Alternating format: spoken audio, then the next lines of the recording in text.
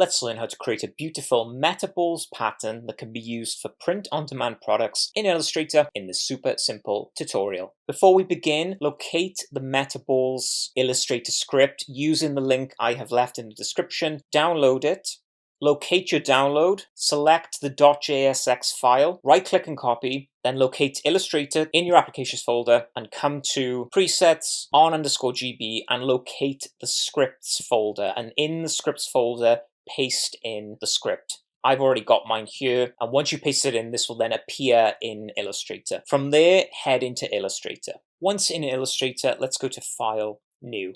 Now I'm going to create this pattern for a standard iPhone 14 case. Naturally, you can create this pattern and then apply it to any artwork for any product, but I'm going to do it for iPhone 14 in this example. So if I set my mode to print, going to switch millimeters to inches, make sure my orientation is portrait, and I'm going to set a width of 3.44 and a height of 6.4. That is the width and height plus thickness either side of a standard iPhone 14. I'll leave color mode in CMYK and resolution 300 ppi. Now again, depending on the print on demand service you're using, they may request different options to this. I know for a fact some print-on-demand services will request a PNG in RGB color and they will then convert it to CMYK. So reference the print-on-demand templates, and once you're set up, click Create. In the new document, come to Fill and Stroke. Let's turn off the fill, keep the stroke on, select my rectangle tool, click on the canvas, and let's create a rectangle the width and height of an iPhone. So 2.82 in width, 5.78 inches in height. Click OK, select with selection tool, grab my align tool, and let's align to the artboard horizontally and vertically. So now I can use this as a guide. This is the width and height of my iPhone, and this is the thickness going all the way around.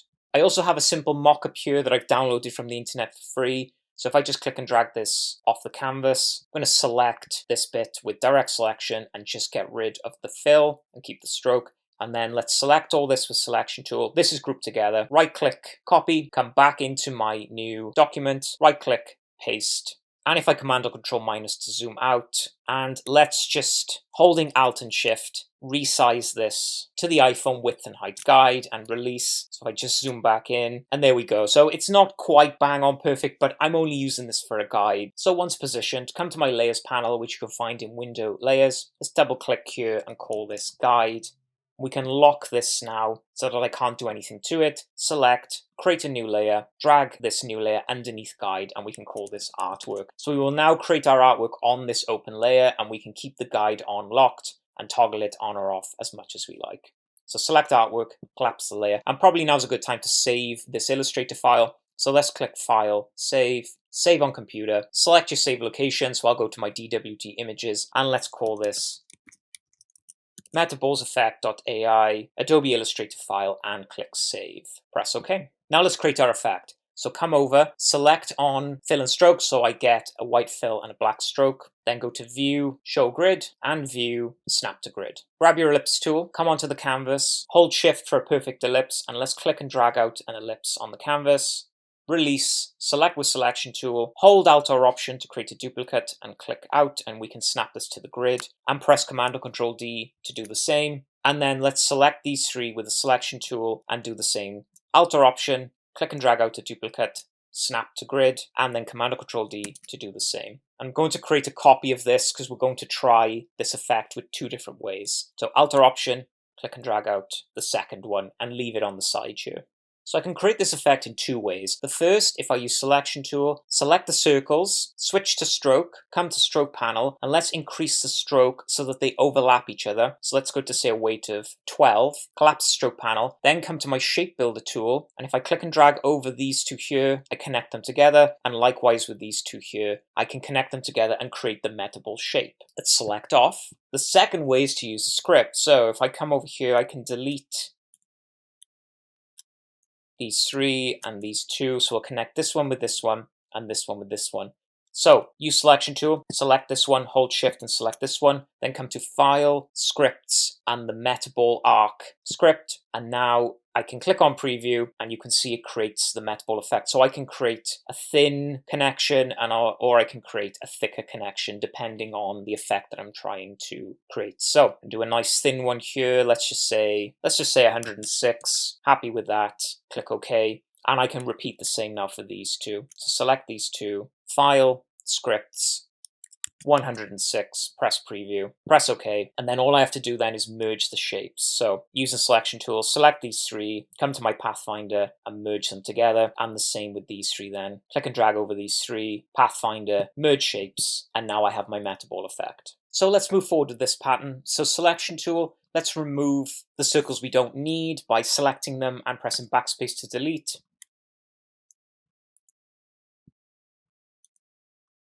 And then if I Command or Control plus just to zoom in a touch here, selection tool, highlight these both. Let's make a copy of this for future reference. So hold Alt or Option and just click and drag out a copy. And then let's select these two, Object, Expand, Expand Fill and Stroke, click OK. And now select, come to Pathfinder and minus from front, and do the same with the second one, minus from front. And now if I select these two and I apply a color to them, so let's just apply a red, there's my Metaballs pattern with a fill color. I can also do one with a stroke. So let's switch this. No fill, red stroke. Let's come to my stroke panel and let's just bring these up a touch. So let's just say to 6. And with them selected, Object, Expand. We'll expand the fill and stroke. And there we go. I've now got an expanded pattern. So keep these selected and go to Object, Pattern, and Make. Press OK. And now if I just Command or Control minus to zoom out, I'm inside my pattern maker. And this is showing me what the pattern will look like repeated. So come over to the left-hand side and using the arrow keys, let's bring the width down and let's do the same with the height. And there we go, happy with the pattern. Click done to come out of the pattern. And if I Command or Control minus to zoom out, and let's just move these off the canvas. So come to my swatches. And if you can't find it, go to Window, Swatches. And there now you'll see my pattern has been saved in my swatches. So let's select rectangle, fill, no stroke. Let's click and drag out a rectangle the size of the entire canvas, come to swatches, and then select my pattern. I've now applied my Metaballs pattern to the entirety of the canvas. I can scale this as well if I like. So if I go to Object, Transform, and scale uniform, but check off transform objects and leave on transform patterns. And now if I select this and use the arrow keys to go up or down, as you can see, I can scale the pattern to smaller or larger depending on the effect that I'm trying to go for. And once happy, click OK. Now that we're done creating this pattern, we can turn off the grid and the snap to grid. So let's turn off snap to grid and view, hide grid. And at any time, if I want to make any changes to this pattern, I can simply come into swatches, double click to go back into the pattern. And then from here, I can change color, I can change the width and height, I can change the orientation of the pattern, and so on and so forth. Once I've made all my changes, simply click done to come back into the main canvas. Maybe I want to add a background color to this too, very simple. So either come to fill or come to my swatches. So let's just select a yellow background, grab my rectangle tool, click and drag out a rectangle, the width and height of the canvas, and then let's just right click it, arrange and center back. And there we go, my pattern now has a color for the Metaballs and also a background color. So play around with your pattern until you're happy with it. Remember to keep saving it as you go, Command or Control S. And once it's time to export, come to your layers and check off the guides so that you just export the pattern as a flat graphic. And then depending on the printer or the printing service you're using, you will need to export according to their specifications. So say, for example, the printer wants an RGB PNG. We go to File, Document Color Mode, and switch to RGB. So come to File, Export, Export As. Set a save location, so I'll keep mine in my images. Set format to PNG. We'll call it Metaballs effect.png and check on Use Artboards range 1 so that we just export the artboard and nothing else, and click export. Keep our resolution high. We will set our anti-alias into art optimized, not type, because we have only art and no type. And the background color doesn't matter because we've got a full canvas of artwork. However, if you did have a transparent background, you could leave this on. And once done, click OK. And finally, if we go to our export, so there's my original AI file, and then there's my exported PNG ready to be uploaded to the printer or printing service. So there you have it, gorgeous, beautiful Metaballs effect that you can use for phone cases, apparel, and other print-on-demand products. I really hope you found this tutorial helpful, and if you did, don't forget to like and subscribe. Thanks for watching, keep on designing, and I will see you for the next tutorial.